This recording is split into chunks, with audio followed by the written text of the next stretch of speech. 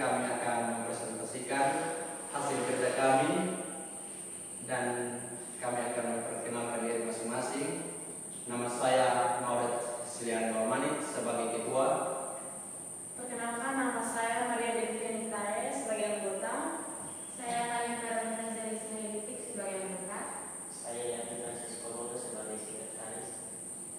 Baik, yang berikut kami akan tarik ulur untuk menentukan urutan presentasi.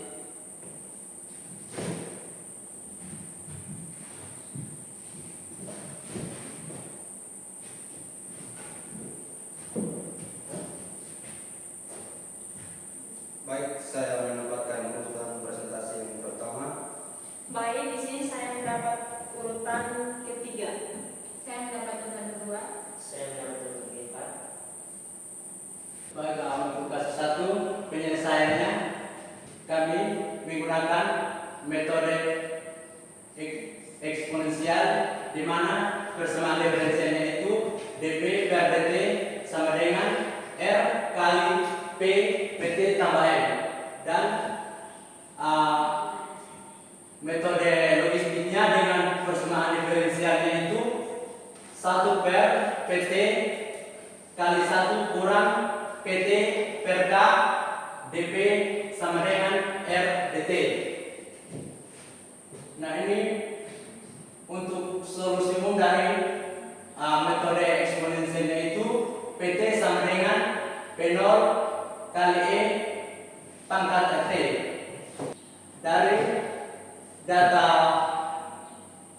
pada tahun tersebut jumlah penduduk dari tahun 2011 sampai 2016 berdasarkan data BPS Kota Kupang, di mana pada tahun 2011 misalkan T sama dengan 0 sampai 2016 kita misalkan dengan T sama dengan 5. Nah, untuk T1 nya itu dengan 365.348 kali E pangkat 0,0245 kali 10, sehingga 365.348 kali E pangkat 0,245 kita mendapatkan hasil 365.348 kali 1,277. Hasilnya sama dengan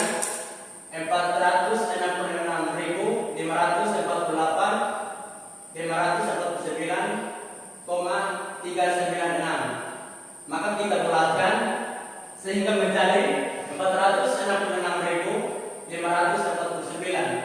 Jadi estimasi jumlah penduduk Kota Kupang pada tahun 2011-2021 dengan menggunakan metode eksponensial adalah sekitar 465.549 jiwa. Baik, untuk persamaan diferensialnya kita melakukan solusi untuk metodologisnya adalah PT sama dengan K per 1 ditambah K kurang P0 per P0 dikali E pangkat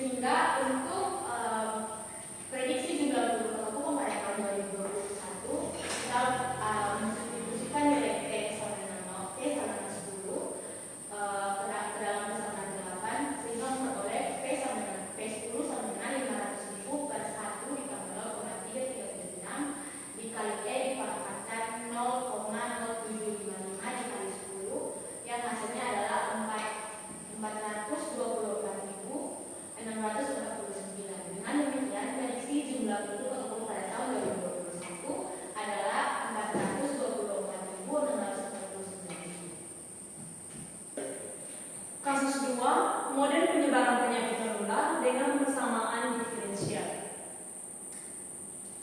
Nah, pada kasus 2 ini dapat diselesaikan menggunakan model SIR atau Saskep-Taiber infektif recurrent. Nah, Saskep-Taiber ini individu yang rentan dan dapat terinfeksi. Infektif adalah individu yang terinfeksi dan dapat menularkan penyakit. Recurrent itu individu yang telah pulih dan tidak dapat terinfeksi lagi.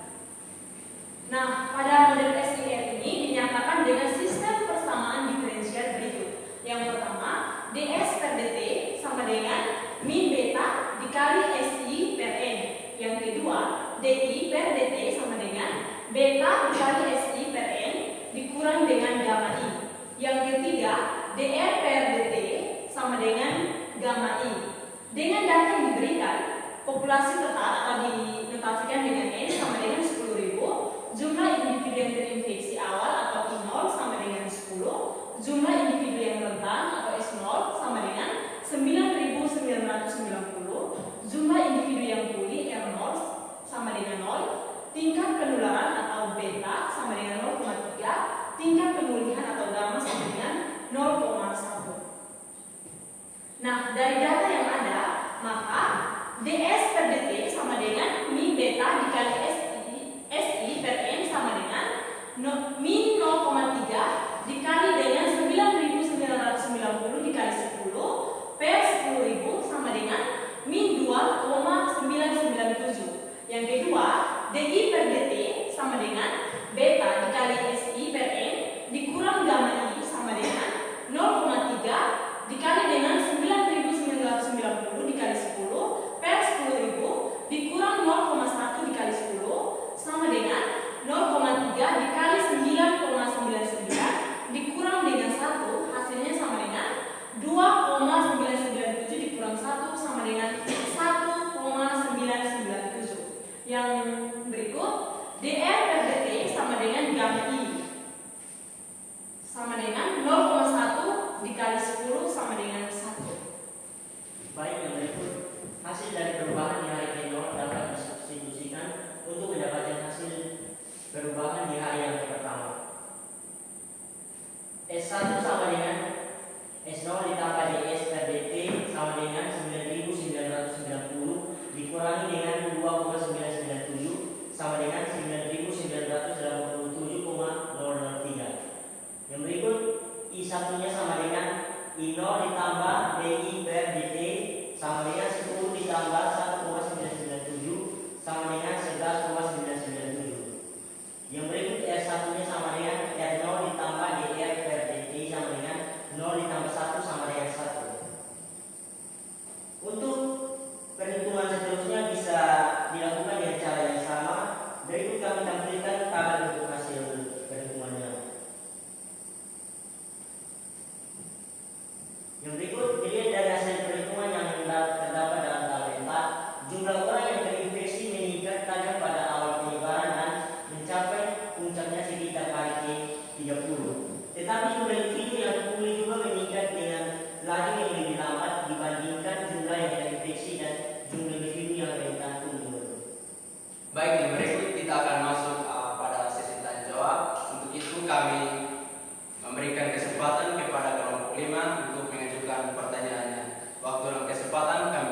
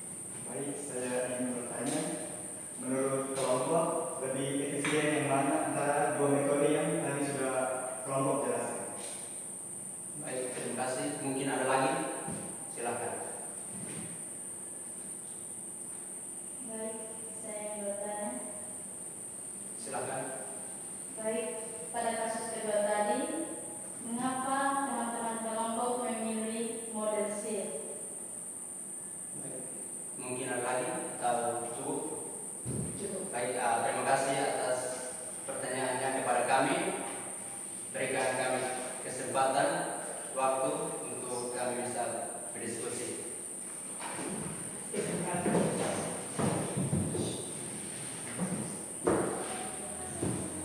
Baik, kami akan menjawab pertanyaan dari teman-teman. Untuk itu, silakan. Pertanyaan 1, silakan. Baik, saya akan menjawab pertanyaan dari kelompok 5. Yang soal jelaskan perbedaan metode eksponensial dan metode logistik. Baik, metode eksponensial adalah model pertumbuhan eksponensial menggambarkan pertumbuhan yang terus meningkat tanpa batas, di mana laju pertumbuhannya sebanding dengan jumlah yang ada pada waktu tertentu. Biasanya dinyatakan dalam bentuk PT sama dengan P0 dikali E dipangkatkan RT. Sedangkan metode logistik adalah model logistik menggambarkan pertumbuhan populasi yang dimulai dengan laju yang cepat dan melambat ketika mendekati kapasitas maksimum lingkungan atau kapasitas dukung. Bentuk umumnya dari persamaan logistik adalah PT sama dengan K per 1 ditambah kali kolom P0 per P0 dikali dengan E dipangkat negatif RT. Baik, untuk pertanyaan kedua, silakan. Baik, untuk yang kedua, lebih efisien mana model logistik atau model eksponensial? Jawabannya adalah untuk kalau mau penelitian pertumbuhan awal tanpa menganalisis batasan, kita bisa menggunakan metode eksponensial. Tapi seperti kasus yang kami jelaskan tadi, lebih efisien menggunakan metode logistik karena lebih cepat dan lebih efisien. Hasilnya juga lebih dekat dengan hasil BPS. Baik, untuk pertanyaan selanjutnya, silakan. Oke, baik, pertanyaan ketiga itu tentang mengapa menggunakan model SIR. Nah, untuk kasus kedua ini kami menggunakan model SIR karena untuk menjelaskan penyebaran penyakit menular. Terima kasih. Baik, mungkin hanya ini saja jawaban dari kami kelompok 4, dan terima kasih kepada kelompok 5 atas pertanyaan yang sudah